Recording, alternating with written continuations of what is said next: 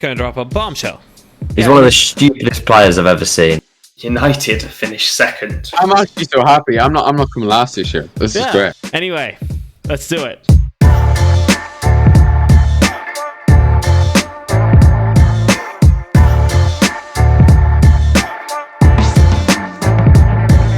Hi, Short Kings. Welcome back to Just Another Football Podcast. This is part 2 of our Premier League predictions. The table 1 through 20. We did 11 to 20 yesterday, so you might want to go do that first and then come back and watch this one, or watch this one and then watch the rest, because it doesn't matter, because we all have 11th to 20th the same, and so we have 1 to 10th the same. So we're talking about the same 10 teams today, all of us. Yesterday we kind of picked out whatever team we wanted to talk about. And that will change today. There's a certain order to the teams we talk about. So you, the viewer, you, the listener, on Spotify, Apple, or YouTube, you will need to listen carefully, identify that order. What is the order coming from? And let us know in the comments or on Twitter, on Just Another Football, JAF_pod on Twitter, that is. And let us know if you got it, if you think you got it. Okay, just pay attention. Pay attention to every word. Ready, boys? Are we ready to do this? We're going to do this from the bottom of our list to the top of our list. If you heard us before. Anyway, let's do it. We'll start with Jurgen Klopp's Liverpool is what we're going to start with. Obviously my team. Here's the t-shirt. Next to it is Philadelphia Union. They play tonight in the waste of space that is Leagues Cup. Sorry. Jurgen Klopp and Liverpool. Now, we have them in quite differing positions.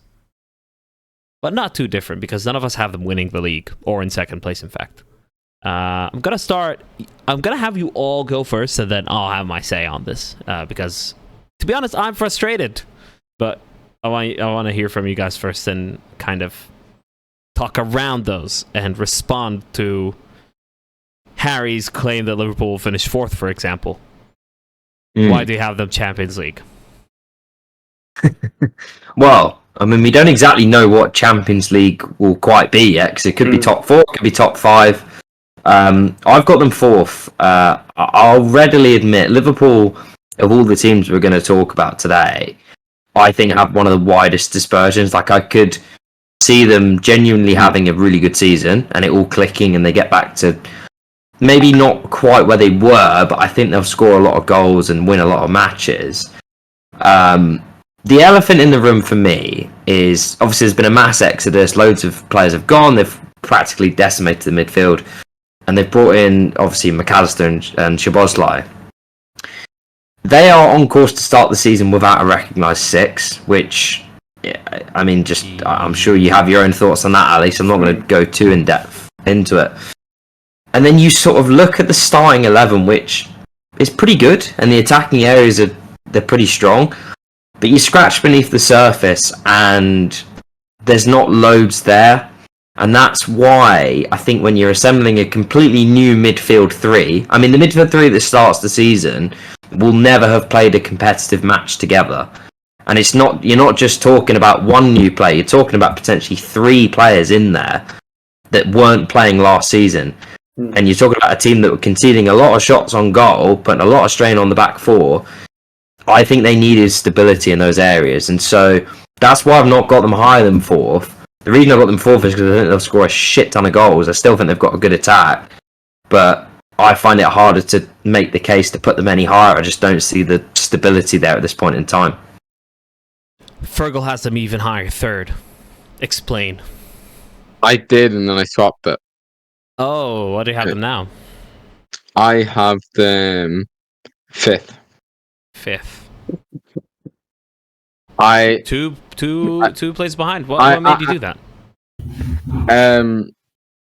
Looking at them, the midfield as it is, it's so lightweight, and it's a massive contrast to the whole philosophy of what was the Liverpool midfield. In a really physical, high intense workhorse midfield. and now they've gone to Slavosly. I haven't said that right, have I? Slavosly. Yeah, that's totally correct, Virgo. Don't worry. Okay. They've gone for him, which I'm really interested to see how he does, because a lot of hype for a long time.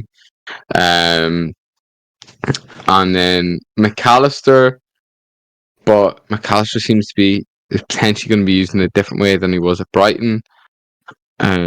Maybe more of a creative burden put on him as well.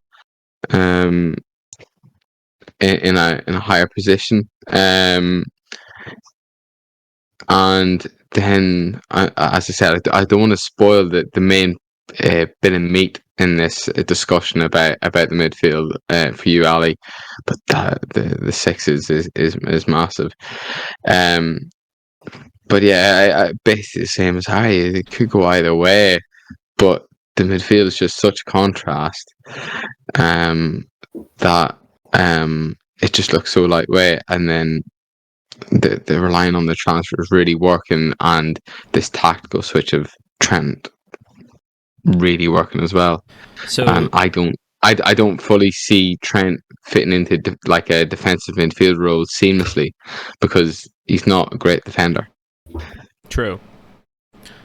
Now, Harry and Fergal have them 4th and 5th, so they're seeing the more positive side of that, and you're kind of optimistic about how many goals we're going to score. George is seeing the worst case scenario and has them finishing 7th. Yeah, I think I've gone for the lower end of the it could go on two sides of the coin, and I've gone extreme. In terms of their midfield, it's already been said. On top of that, I think other factors that are important to note is for Klopp, it feels a little bit tired now. And there seems to be, going into this season, maybe this is me reading a situation wrong, and potentially, obviously, there's internal factors, but it seems as though top 4 fight is the goal. No longer is challenging City a realistic expectation, or an expectation rather than something to aspire to. So now it's an aspiration, and top 4 is an expectation.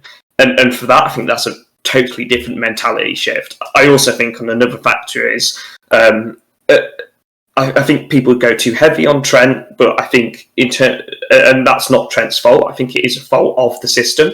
I think Jurgen Klopp has been exposed more so than Trent Alexander-Arnold, in terms of not an arrogance, but a refusal to be different and more conservative with his wing backs. And I think going into the season, it doesn't look like that will be changing, because I don't think he will play Trent very often in midfield. I think he has to play him fullback, just squad depth options. I don't think Joe Gomez is a viable option there.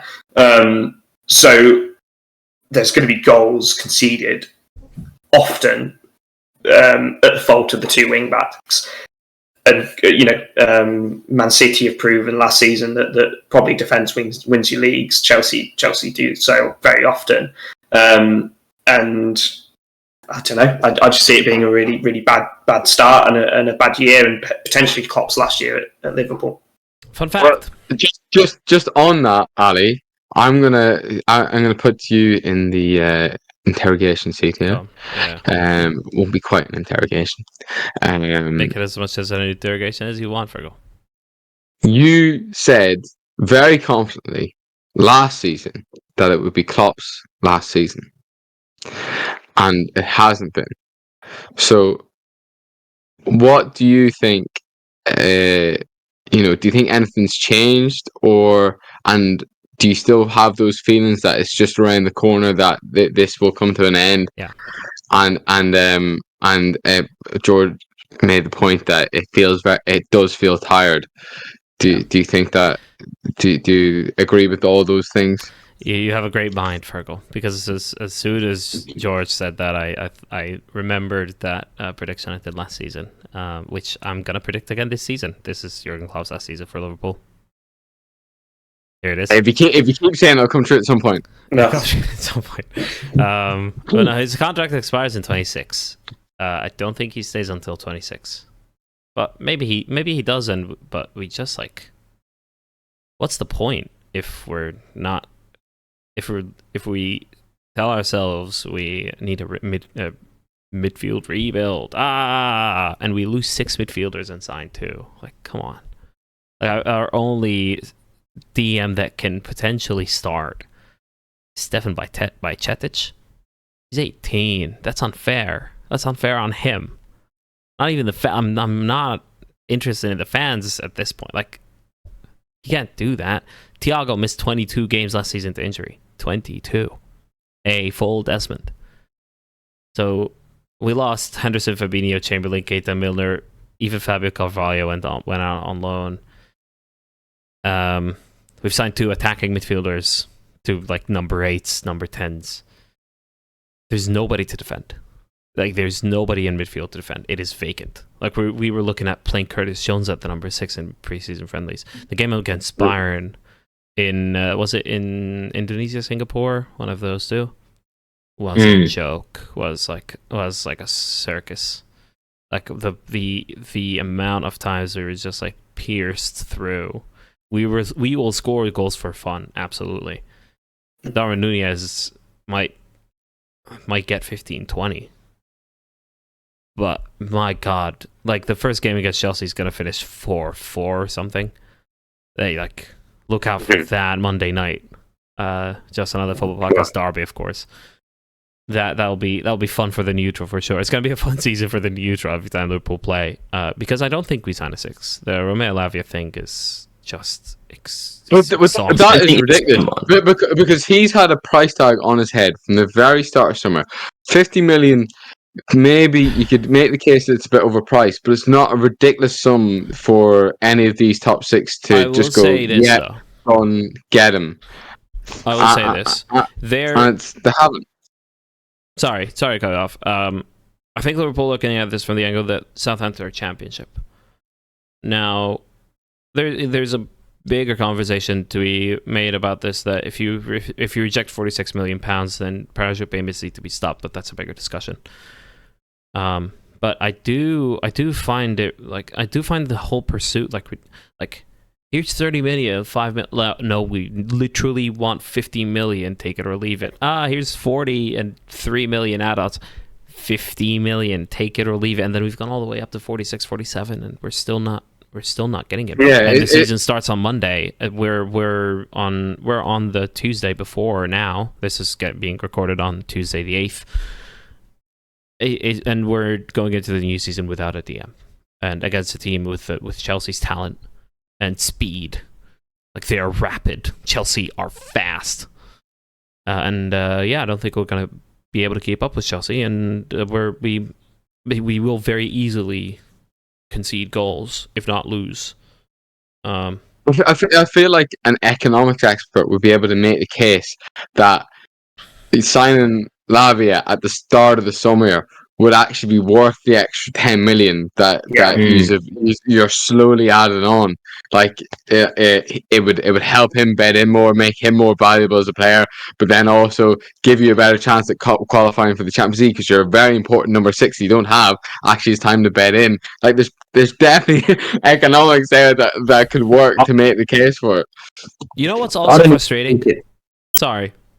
What's also frustrating is that I don't think, like, why are we going with full force after Lavia? Like, sure, he's talent and he's young and he can be the midfielder for our DM for 10 years.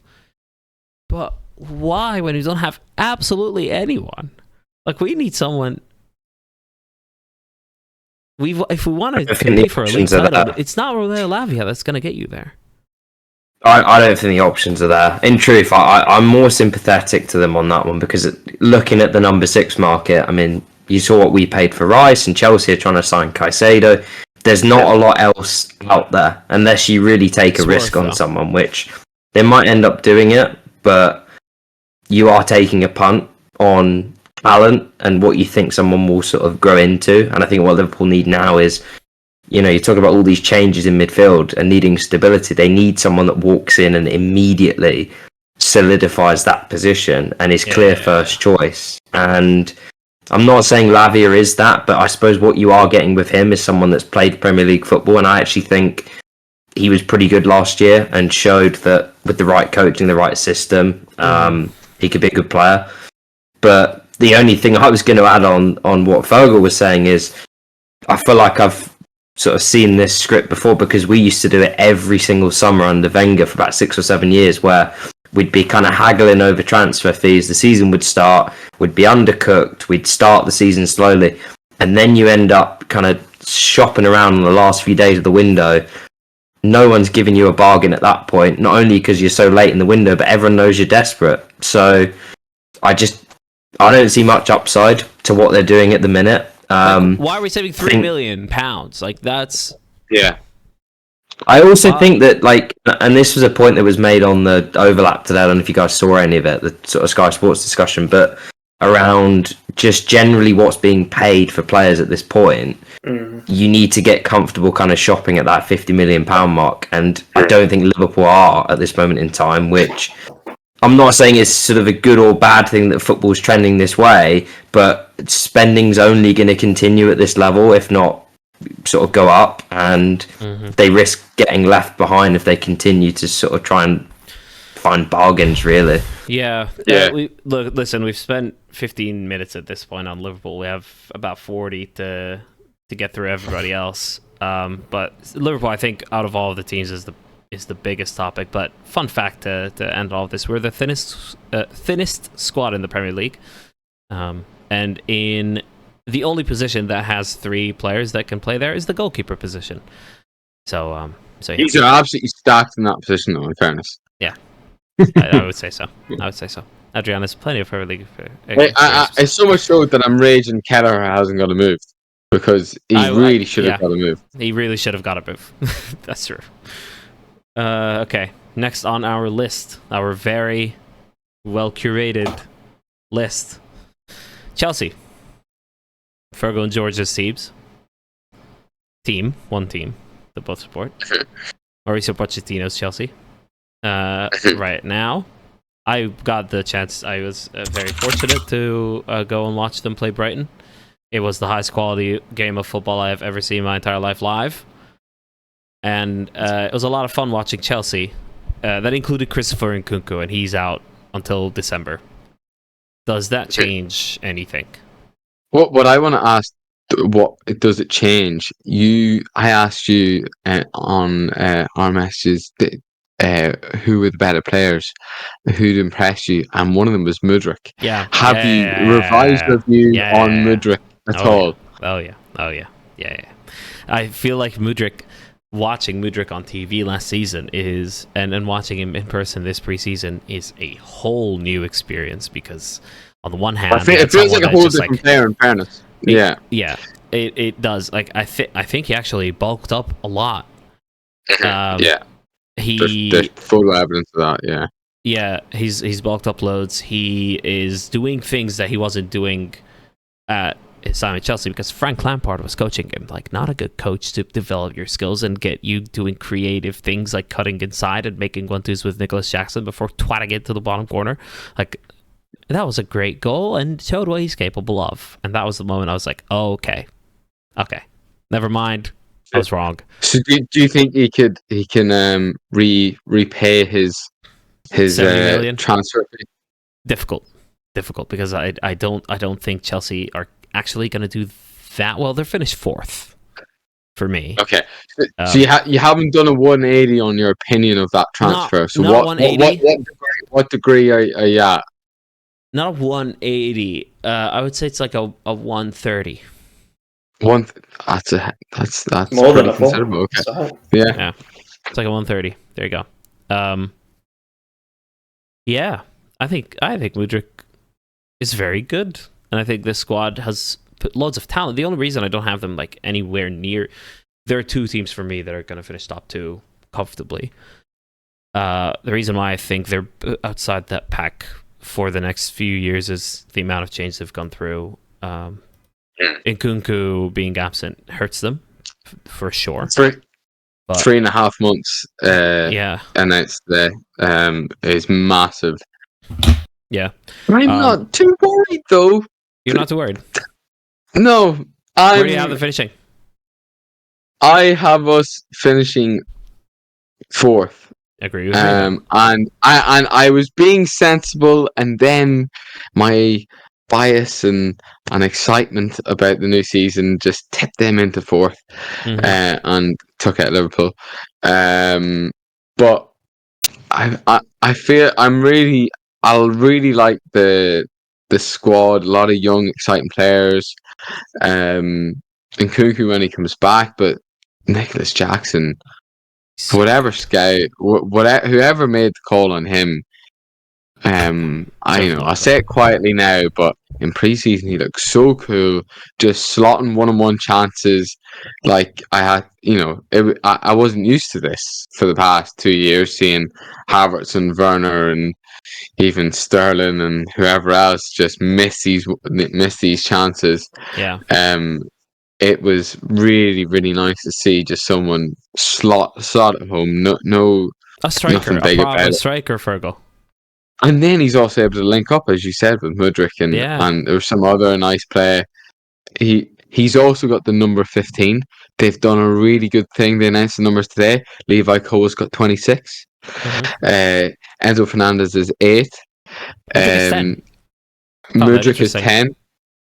Someone made a comparison to Hazard, Wow. being number 10. I did think it was a wee bit early to give Mudryk 10, but Pulisic had it before, so the weight of the 10 doesn't quite hold as much. And then 15 for Nicholas Jackson, Drogba's number originally. Yeah, very good. Very good. Not number 9, importantly.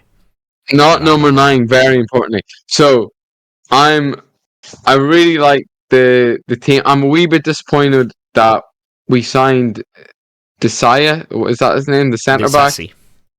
Disasi. I would have liked to have seen Trevor Chalobah backed, but the accountants seem to have taken control of this transfer and are adamant that it's better on the books if we sign whatever centre back is going and we sell Chalobah for 100% profit. It seems to be like that's going to happen at some point, even though Chalobah was behind Silva last season, probably third best. So Silva, Badashile, and then I would have had Chalobah third best centre back at the club last season. Goalkeeper, bit disappointing that we haven't fully sorted that out, but I don't think there was the market for it. So I'm quite happy that we've just got a stopgap sort of goalkeepers at the moment with 2 solid ones. Yeah, Robert Sanchez is okay. I know Harry doesn't agree on Robert Sanchez. No. First of all, where do you have Chelsea? And second of all, why and does Sanchez play a role in that? Well, you've sort of thrown me in the deep end here because I feel like I'm wading into this sort of swathe of positivity. I'm not quite as high on Chelsea as Fergal is, but it's fine. I did actually switch him around, so I had him 5th before the Nkunku injury, and I don't want this to just sound like that changes everything, but I do think he's their best attacker, and I'm looking at it now.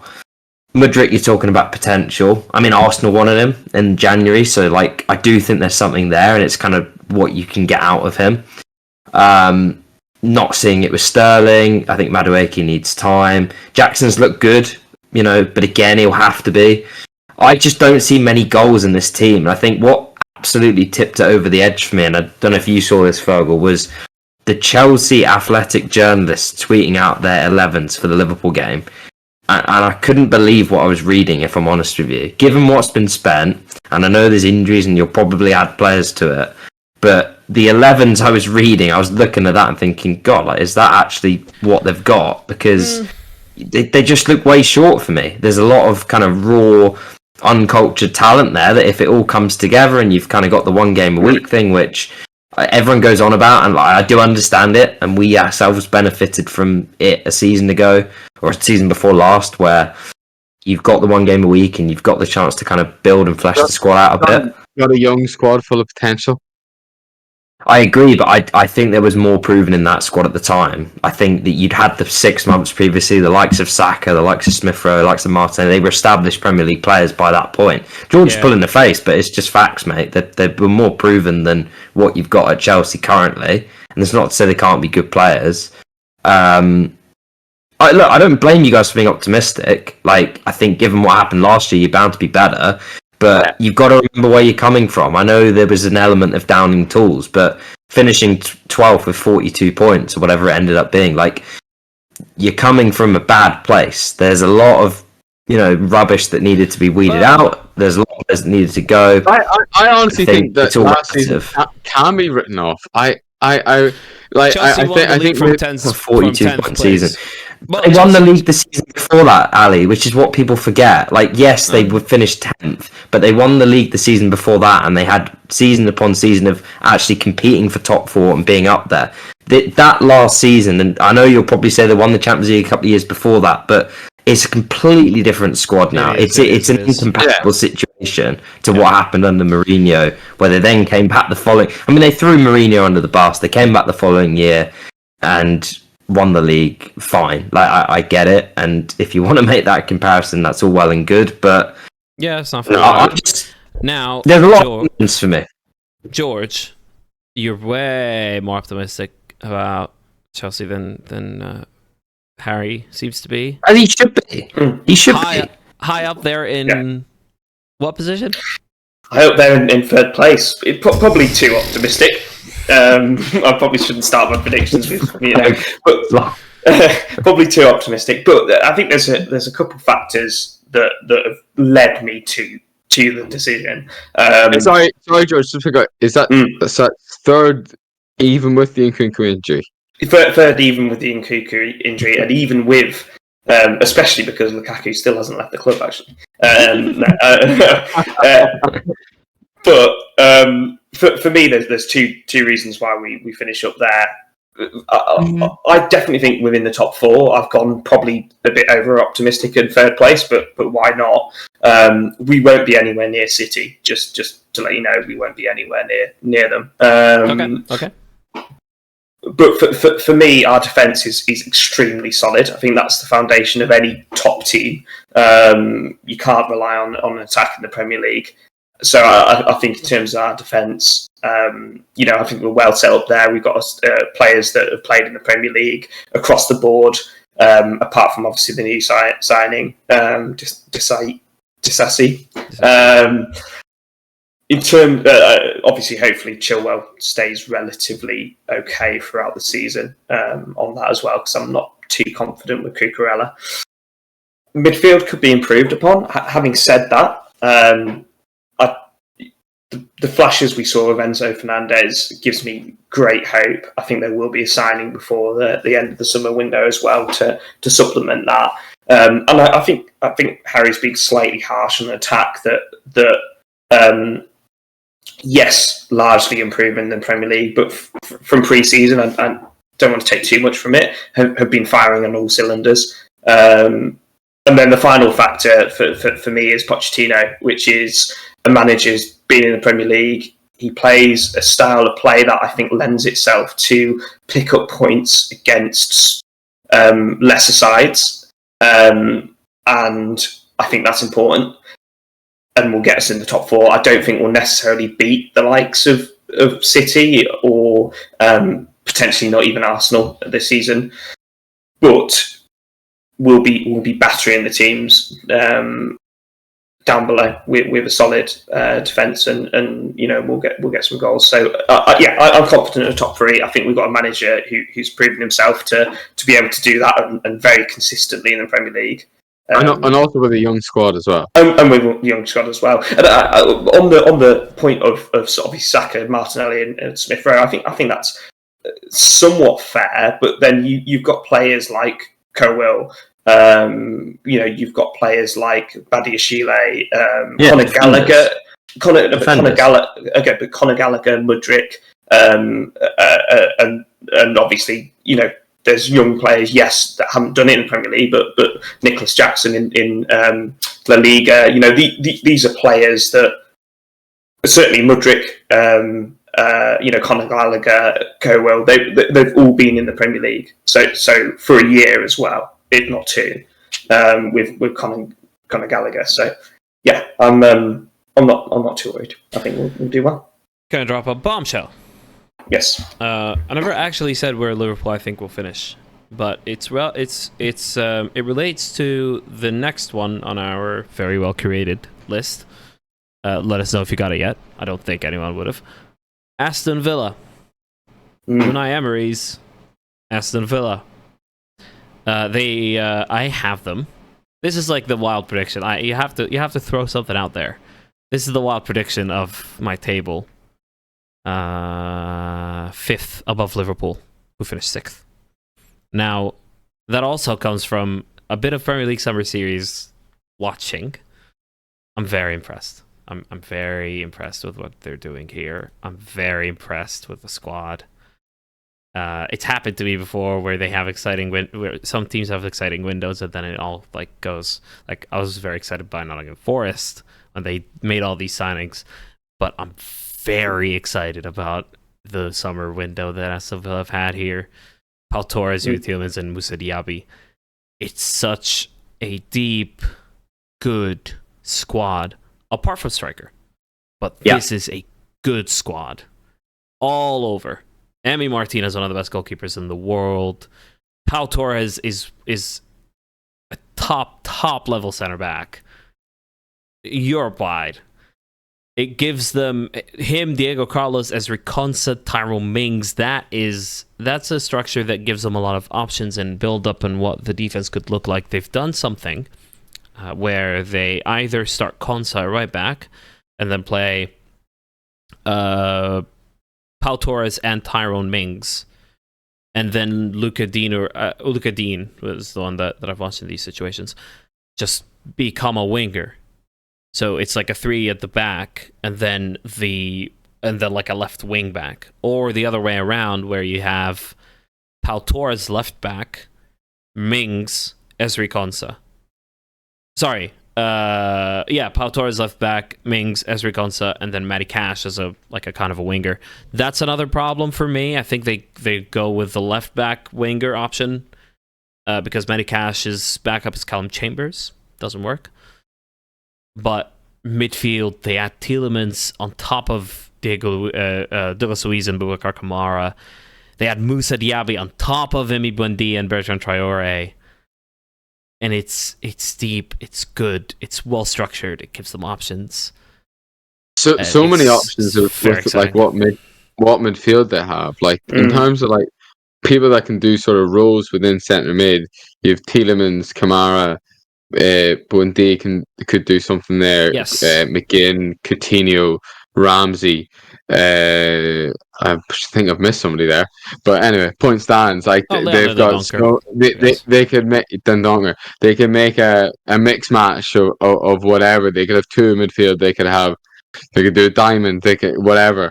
It's a really exciting team, and a nice amount of transfers. Just 3 players that are going to be core to it. Tielemans, who's very Premier League experienced, and then Pau Torres, who's been playing at a very high level for quite a long time. Diaby, Bundesliga, but very exciting. So we'll see how that one goes. That's Rapid. Where do you have them? I have them in. Let's see. I'm so excited about them. I have them in 9th. Oh, very exciting, Fergal. Very exciting. Right, smack McTable. I guess with those, like, you have the 9th. Some teams I have below others because the others just you don't see finishing below them. So it becomes like there's one example of this that's quite prominent in mine. Harry, very quickly, where do you have them? I've got them 9th as well. I think 5th's absolutely outrageous. Yeah, just for the record. Yeah. Okay. Okay, George, where do you have them at that? Go for it, Harry. You go. Why is it outrageous? Well, I quite like the squad. I don't necessarily disagree with anything you said regarding the squad. I think the striker position is an issue. One injury to Watkins, they're in big trouble because Yeah, absolutely no one else can play there. They need one. Not John to the Durant. level John he did Durant. last season. No. Let's not be silly here now, man. I think they'll do well in the Conference League because they're definitely better than West Ham were last season. I think they'll go deep in that. What would you? Serious question. Like, what are relative expectations of Villa this season? Because I think it's an important question. Given Emery's track record, he's very good at overachieving relative to expectation. I think the second there's any demands on this team, the second they're in any sort of position where it's them to take the ball by the horns, so to speak, I've seen it with him too many times where he tinkers too much, he overthinks things. I've been the victim of his. I honestly, and I know he did well last season, but they did very well from starting in a really low position when he came in. I mean, he could only really shoot upwards, in truth. I think he benefited from that. They did massively overperform their metrics. I don't want to go kind of all Rob Turner on you guys, but it's true. Rob Turner. For those of you that might be new here, Rob Turner is the original host of this podcast, and it's very numbers oriented. He loves numbers. He loves numbers. So look, they could finish higher, but I think the teams I've got above them, I just think are better equipped. I think, in truth. So I can't go any higher than 9. Short note. Yeah, short note on mine. I got them in 8th. I think. Basically, I agree with both parties. Especially Harry's point on just maybe ceiling for Emery as just a manager. He's fantastic, but there is a ceiling there. And then more broadly, in order to break into the traditional top 6, maybe 7 with Newcastle as they progress, that's extremely hard for a long period of time. In fact, I would say pretty much impossible. And we're getting further and further apart. There's going to be freak seasons. There's still going to be freak seasons where maybe even a top 4 finish, no one's going to win the league like Leicester, but top 4 finishes. But apart from that, it's extremely, extremely difficult to break into that for a sustained period, and I don't think they're going to do it. So we have Liverpool with Jurgen Klopp, Chelsea, Aston Villa, Manchester United. No, I don't have a lot to say about Man United, in truth. Third. They finished second last season. They finished third last season. No, third last season. Yeah. Nice and calm third place finish. I don't have a lot to add. Third for me as well. I'm just bringing up their squad here. Interesting to see how Mount fits in. Dotted he has left. Even more so now. We were talking about Nkunku. Maybe he could have played that number 10 role now that Nkunku's out injured. It does feel like a relatively set squad. See how Højlund. Did you see the video? Højlund, how to pronounce Højlund's name? Silent D. Højlund. It's not going to happen, is it? Yeah, it's not. No. But yeah, early to go for him, but I'm surprised he just didn't wait a year and go for Evan Ferguson. But yeah, they do look solid, and Ten Hag second season, a lot higher expectations. I would say the expectations are to comfortably finish in the top 4 and be best of the rest, solidly in third, I would say. Now, George, you have them finishing. I have them finishing second. I think I've got the most. That relates to a team that we're gonna talk about right at the end. About 15 minutes of a couple of teams that we kind of know where we all stand at. We're gonna rattle through these. I think that last team begs a discussion, specifically why you have them below Man United. So, next is Man City, Pep Guardiola. We'll all have them winning it, right? Yeah. Let's move on. Yeah. Newcastle. Now, this is a little bit different. Well, sorry, can I just say something on Man City? Oh, go on. They've lost a lot. they've lost a lot of depth. I rank teams based on first 11, second 11. I think their second 11, I had them 7th off the top of my head, ranked Wow. as their second team ranked against every other second team. That's quite low. It I see is. that actually. Yeah, I see that. I'm not so sure. I guess. Yeah, midfield and attack look pretty slim. Yeah. when it comes to their second matches. They're going to be heavily reliant on, I think, the main players in their team, which you probably could be heavily reliant on. Yeah. In De Bruyne, Haaland. We'll see him if Bernardo Silva stays. Their defense looks fantastic. I think they'll be even more heavily reliant on the defense than they were last season. But Kovacic, I think, is going to have a big role to play, and I don't back him to fulfill that role. Mm-hmm. But yeah, I think it'll be a lot tighter, and I think it'll take a Guardiola masterclass to really, if they're going to be as convincing as they were last season, I think it'll be a Guardiola masterclass that he'll turn one of the players into a position that we weren't expecting, and they'll be great in it. Or there'll be maybe Cole Palmer has a great season. I feel like they need someone or some change to come out of that group of players and be a lot better than we were expecting to really cement this league title. I think this league title is a lot more up for grabs at this stage of the transfer window. Maybe they'll change that if Bernardo Silva leaves, they'll definitely have to replace him with somebody special. It'd be really funny if we saw Pep Guardiola just go absolutely mental this season because he's won everything. So he just starts just going crazy with his lineups. I'd love to see that. Basically just play it as a playground for himself. I would love to see Newcastle not winning it. I would love to see Man City not winning it. I'd love to see Newcastle not winning it too.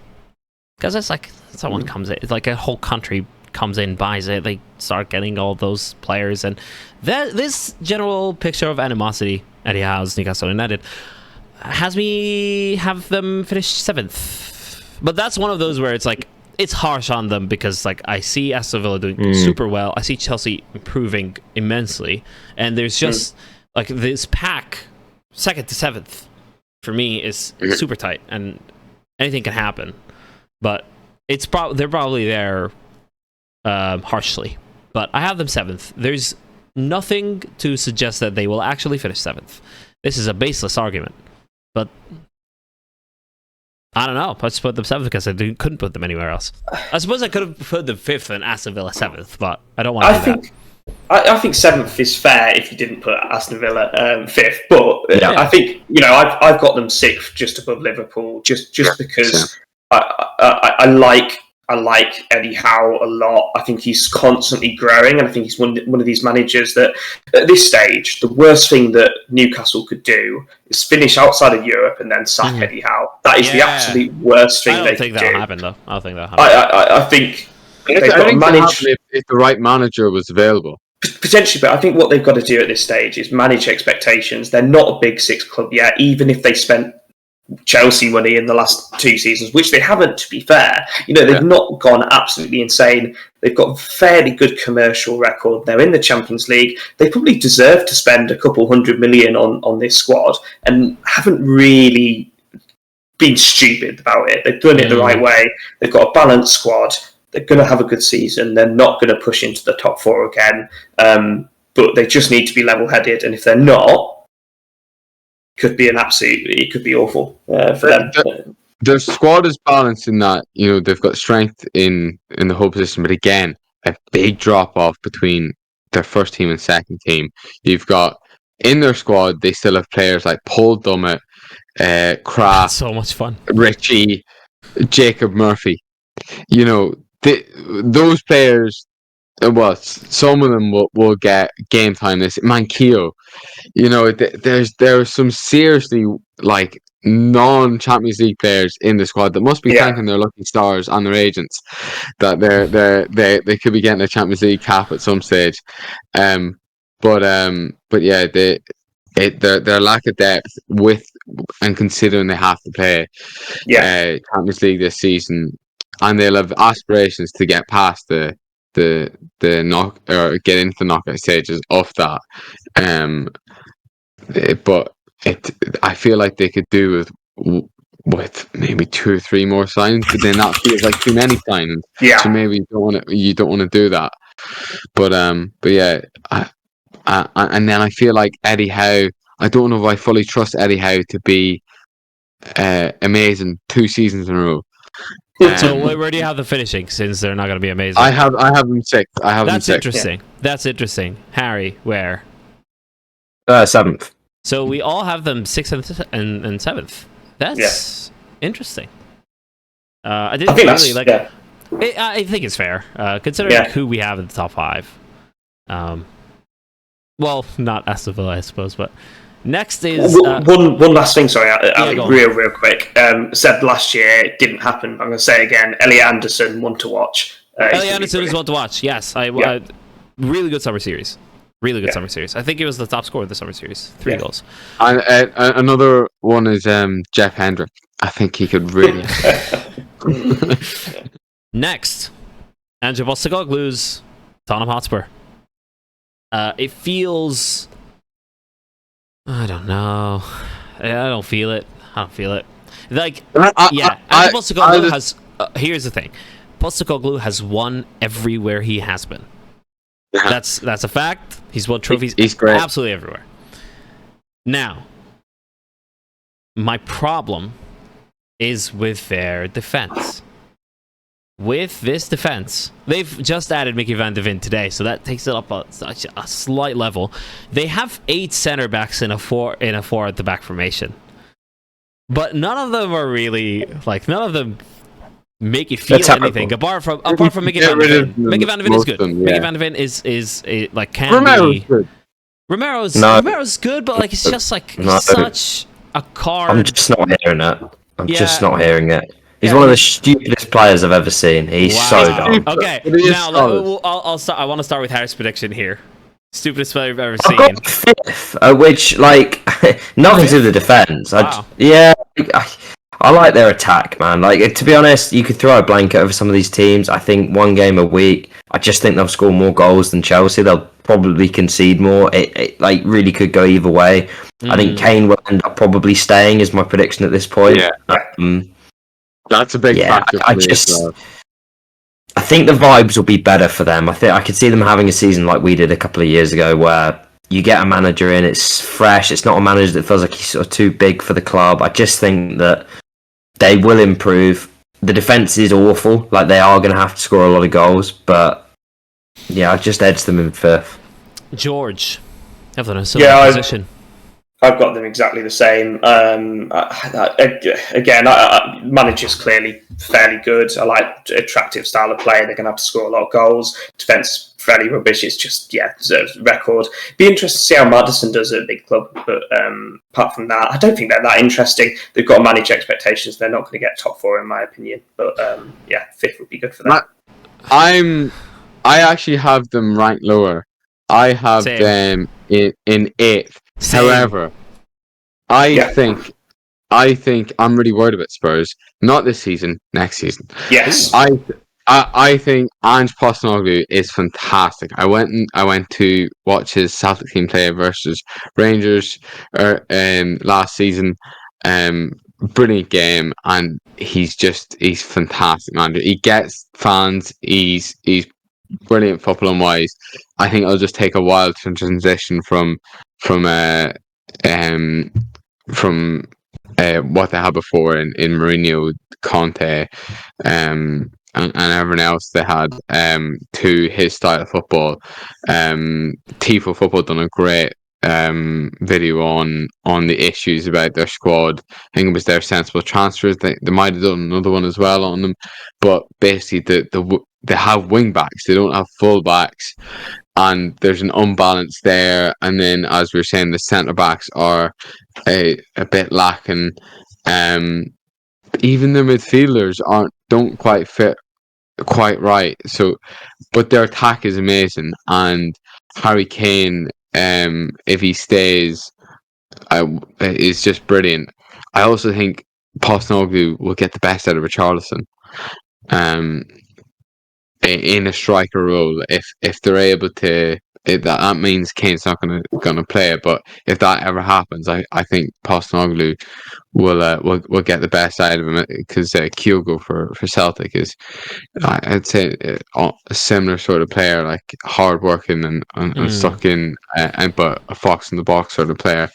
And Richarlison, I think, fits that sort of mold. So I think it'll be Jackal and Hyde this season for Spurs. I think it'll be up and down, but they'll I think you'll start to see it come to fruition at the end of the season. But I have them down 8th, but it could be higher. But if Kane just has an unbelievable season, if he's playing for a move to one of the big clubs. Now, what I did them 8th under the impression that Kane is actually going to end up going. So when I was preparing for this, I wrote together a document of last season finish, what their formations are, their signings, and readiness. And under the readiness section, here's what I wrote: fully depends on Kane. Kane in, top 4 is possible, and they win a cup. I think they win Carabao if Kane is here. No. Kane out. Kane out, and they're out of the top 4 and trophyless, which I think Kane is trophyless anyway, mate. Yeah. That's not outrageous to say either, considering their recent and long-term trophy record. Okay. Next, Brentford. Thomas Frank's Brentford. Now we all have them in the exact same position. Here's what we're going to do. We're going to say the position they're going to finish in. On 3. 1, 2, 3. 10th. Sorry, I went early there. No, we all actually that captured all of us said it at the exact same time. That was good. On my end, anyway. Now, here is why I don't feel optimistic about Brentford. I think they can finish lower very easily. No strikers. Jan Wisa. That's it. No additions apart from Mark Flecken signed because Zavadra is going. Nathan Collins and Kevin Schade stayed on after his loan. Not enough additions for me to improve them, to take them somewhere else. Yeah. I am with Brentford. I was there looking at the squad and going, I don't really rate anybody in this squad apart from Nathan Collins. There's a lot of players that they've signed, and you're like, oh, you've heard they're good. Like, you have Damsgaard and Buemo, Aaron Hickey, and you're like, I don't know where they're going to finish. But then you're like, well, I've written off Brentford every season, and I've been wrong every season, and they seem to just do it. They seem to know what they're doing. So I'm just going to put them 10th. And but okay. I really don't know. Really don't know. Yeah. Now, I don't know if preseason is any indication for what the season's going to look like, but they haven't won a single preseason game, including against Boreham Wood. So that's interesting. Yeah. They drew 1-1 to Boreham Wood at the first preseason game, and then they've lost 2, drawn 2. So I don't know. Anything to add, George, if you want? No, I mean, it's 10th. It's 10th looking down, isn't it? I think that's the conclusion, right? I think so. Yeah. Now, could very much be 5th, 15th. Next and second before last, or second before best, because we're leaving the best for last, actually. Brighton and Hove Albion. De Zerbi's Brighton and Hove Albion. Yeah. Now here's the thing. Here's the thing for me. I need to start on this. I love Brighton. I love Brighton, and that's been well documented in the past. But I've been lucky enough. Obviously, the video's out on this channel. The Premier League Summer Series week, they showed up to the summer camp. I was coaching out with Premier League coaches, Danny Welbeck, Joe Veltman, and Jan Paul van Hecke, and they were such good people, man. They were so easy to talk to. I didn't expect that. I thought I was like, they're coming to a kids camp. They don't want to be here. The place is not even air conditioned. But they were such easy people to talk to, and they were fully into it, playing games with the kids and just interacting with everyone. And then I watched them against Chelsea, and they were so good against Chelsea. They were very, very good. and it makes me feel terrible that I put them 9th. That is the purest example of I don't know where else to put them. The slight concern is their defense. They have 4: Adam Webster, Lewis Duncan, Paul von Hecke, and Igor. Is that enough to, not concede goals? I don't know. What? They're in the Conference League, are they? They are. No, Europa. Yeah, Europa. Sorry, Europa. Yeah, Aston Villa in the conference. Yeah. I mean, it's Spinian as well. Sorry, Moises Caicedo as well is a whole other thing. And if Caicedo goes, it's James Milner who starts, maybe. So they'll replace him. They'll get some regen in from South America. Yeah. Where do you guys have them? Do you have them? Do you have them any higher? Do you have them breaking? I've got my place. I've got them 8th. 8th. I have them 7th. 7th, George. I've got 9th, so we've got 10, 9, 8, 7, didn't we? Oh, yeah, 97. 97. I've got them the highest, I think. Well, we'll see how this goalkeeper goes. I think Premier League wise, the defense is solid. Like it was the same as defenses last year, apart from Levi Colwill. But Adam Webster's a great defender. At the moment, they have Caicedo, and they're not budging on the price, and it's just a matter of whether Chelsea match their price or not. The Hood is a good signing, really stacked in midfield. Even if they lose Caicedo, maybe don't have a defensive midfielder like him, but they have some really good ball players in there. And then up front, like Matoma, Solly March, Bonalte, is that how you say his name? Bonalte. João Pedro and Ciso. Lovely man, Danny Welbeck, as you were saying, and then the creme de la creme, Evan Ferguson, baby. Is got it's his season. He's gonna go to a big club for big money next season. You've beaten me to it. I have a sneaky feeling. Evan Ferguson 2024. I think it's all lining up for it, if I'm honest. With Man United spending this summer, I can see it. I can see it happening. For Arsenal, I can really see it. All right. Speaking of, because I was thinking United might go in again for another striker. No, I don't think so. Wow. They didn't seem totally convinced on Holden. Somebody not convinced them. And Evan Ferguson's a hell of a lot easier to say. So I wonder if, because he's a United fan as well, and interest while I'm on the topic of Irish people playing for United, Man United, hats off, great advert for the new kit, absolutely brilliant, getting Roy Keane involved. Never thought to see it. Well, speaking of Evan Ferguson 2024 at Arsenal, the theory Harry has held. Title race last season. Harry, where do you stand? Obviously, pointing out here for the viewers, top of the list, Mikel Arteta's Arsenal. Go for it, Harry. I've got a second, and I do think we'll give it a bloody good go again. I think it'd be interesting, Fergal, you did your squads in your sort of hierarchy you've put together.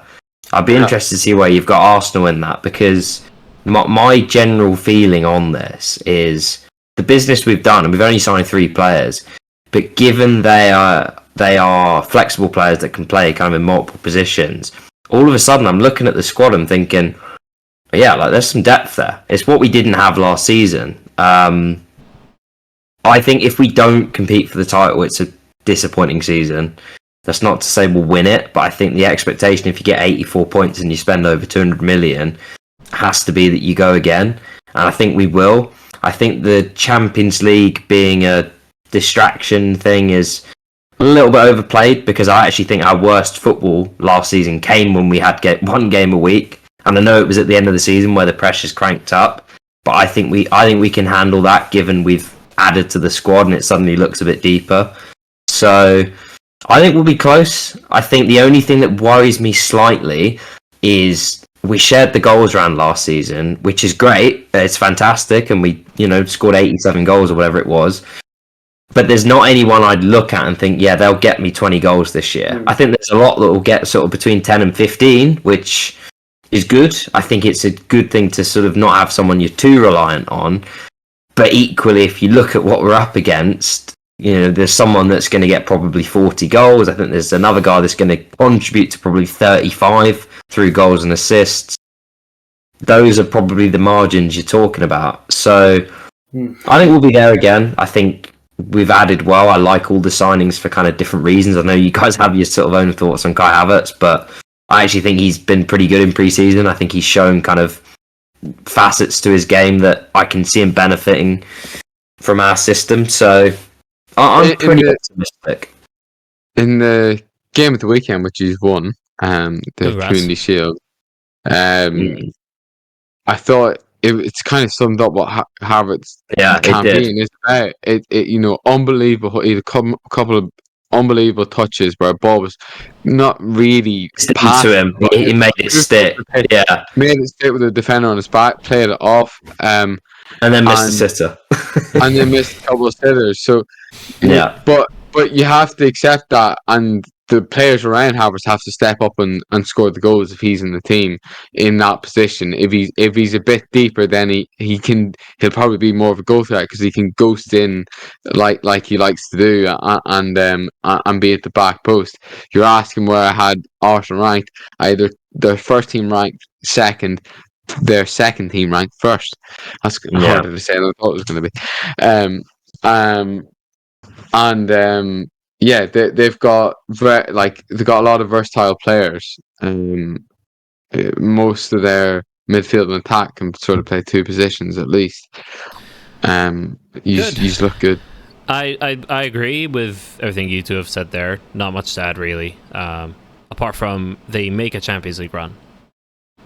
That's it. You've been watching too much All-Cup, mate.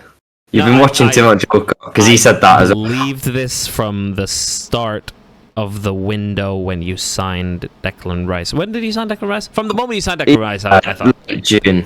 I think the only thing that holds us back in Europe is we've had very, very good teams and never done anything in Europe. Like there are intangibles that go into it. But what I do like is the midfield we played at the weekend. I was a bit worried we'd go in some of these European games and think, yeah, we'll just stick Rice in there, stick Havertz in there, stick Odegaard in there. I think a party Rice midfield is like it's as good as it gets in Europe, like great food. Man City or Real Madrid, and yeah, it does sound. Yeah, it does. One other question, one more question, Arsenal, Harry, for you. If you have another good season, whether that be a trophy or maybe like this season, like last season, it was very positive and he's almost got there, but not quite. Is Arteta here this time next year? I think so. I think they extended his contract recently. If not this summer, then the one before. I know what you're saying. Like he might be looking and thinking, but I think in time. I don't think he'll go Real Madrid. I think it'd be Barca, given his sort of connections there. But then, and Barca are a huge club. Barca are a bigger club than Arsenal. But like, if I'm looking at the minute, they're not that much better than. I don't even think they are better than us in truth. I know they won the league last year, but I think we'll give them a game if we play them in the Champions League. And I'm aware this could age absolutely terribly, but if what you say comes to fruition and we do have a good season, I can't see why he'd want to move on. He's kind of built this thing from the ground upwards, and I do think that's a factor in it. So I'm not worried about that at this point in time. That's kind of a nice thing to actually think about because it would mean, again, we've had another good season. We're on the right track. So, okay. Yeah, nice problems to have. George, I'll go back quite a few teams here. Manchester United and Arsenal. Yeah. Arsenal, where do they have them finishing? I've got Arsenal finishing fourth. Damn. Where do Man United finish now? United finish second. I think yourself. I'm actually so happy. I'm not coming last this year. This is great. This is fantastic. That's fair enough. Yeah.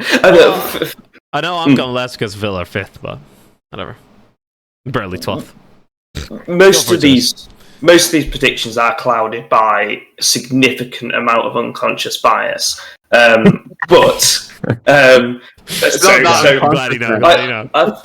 think it comes down to obviously Havertz versus Mount. for me, I think they've both got really great teams. I think the Chelsea shout is maybe a bit rogue. I think United, Arsenal are at a very similar level where they're both missing potentially a striker that will get them 20 goals. And I think that's really key for winning the league. Liverpool had Salah, City have Haaland, and obviously they're kind of different before then. But in terms of both of these clubs, I don't think they will get close to City by the end of the season because of that 14-game period they always have. But they're both going to be, up there. I think they'll be very comfortably top four. I think the top four that I predicted are comfortably top four, even Chelsea. Okay. And it's going to be an exciting season, though. Exciting players. I just don't want to say Arsenal are going to be second. Yeah. So you're doing that as purely out of spite. Well, it's not just that. Obviously, I think they exceeded expectations last year, and I think it's going to turn to a mean. I don't think they're as good of players as people perceive them to be. I think Arteta squeezed. No, I think Arteta squeezed everything out of them, and it showed by the end. It showed by the end of the season. I think they'll be caught out a lot more. That's the point of the deep squad, though, right? No, yeah, absolutely. But here, and then you've just probed him a little bit, and suddenly he's just lashed out. It's going to return to the mean.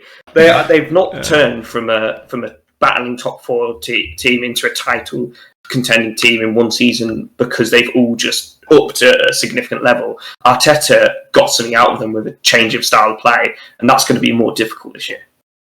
Sure. So, to respond to your point, right? I get, you want to put Chelsea above Arsenal, no problem. I think the Man United shout is interesting because I don't think Man United, and I didn't really speak about them in the segment we did on them, I don't think they were as good as where they finished last year. I'm not saying they weren't the third best team. I think 75 points, given they lost whatever it was, 9 away games, was the absolute maximum you could have squeezed out of that squad. I mean, Rashford scored 30 goals. I think that they were very strong at home. And what I basically think is what they've added to that squad, the gaps they've plugged, has sort of, for me, consolidated that level, that kind of 70-point level that they operated at last season. I think with us, you could argue maybe we weren't an 84-point team, given the drop-off at the end of the season. But what I would say is that the actual, across the season, we showed more than Man United did. I don't understand the shouts, and it's not just yourself that's done it. There seems to be a lot of people. I think it's convenient for Man United to be in a title race for large segments of the media because, let's face it, they're by far the biggest club in the country. There's a general attitude of wanting them to be up there. So I think they have to show the least to get the most credit. And I think that what they've done is, it's good. It's what they needed to do. It doesn't move the needle for me. They haven't proven that they can last the course. And we did it till, late April, early May. So I just think we've got more credit in the bank. None of the transfers they've brought in feel seamless, and they're just going to be yes, that's exactly what they need, and they're going to hit the ground running as well. It's all of them are not. All of them are definitely good signs, but it's just is it come off? If all three come off, they could contend for the title. I mean, if you just do the sort of law of averages of it, you do 3 signings, one usually ends up being great, one's okay, and one flops. That's just generally kind of how it goes. So I think they'll be good. I've put them third, and they could come above us. I think we would, if we have a poor season and they kind of have a good season, I could see it. But if you're asking me as of the 8th of August 2023, what's most likely, we would have to have a poor season, basically, is what I'm saying. And it could happen, but I don't see it yet. I don't see it either. Okay, this is the end. This is the end of our predictions. Now, all of those tables are going to be out on Friday on Just Another Football Podcast's Twitter page, JAF_pod. X page. At the Twitter page. That's what it's called. Twitter. It's called twitter.com. The domain is twitter.com. And it remains Twitter. Yeah, that's all. Now, just to be clear here, we talked about Man United briefly there, but top of the list was Mikel Arteta's Arsenal. Just to be clear. All right. Let us know if you Who was got bottom? Who was bottom of the list? Jurgen Klopp's Liverpool. All right. Now, let's Get know your if you got thinking it. caps on. Get your thinking caps on. Hopefully you have been throughout this episode. If you have been, like the video, because it means you watched this far and you clearly liked it, hopefully. Yeah, let us know in the comments down here on the YouTube if you're listening to Spotify or on Apple. I'd be amazed if we get 2 guesses. If we get 2 guesses, I'll be over the moon. Hopefully. Okay. Catch you guys soon. It's the start of the season. We'll be back next week with the recap of Game Week 1. How exciting. All right. See you guys soon. Cheers. Nice one. Goodbye.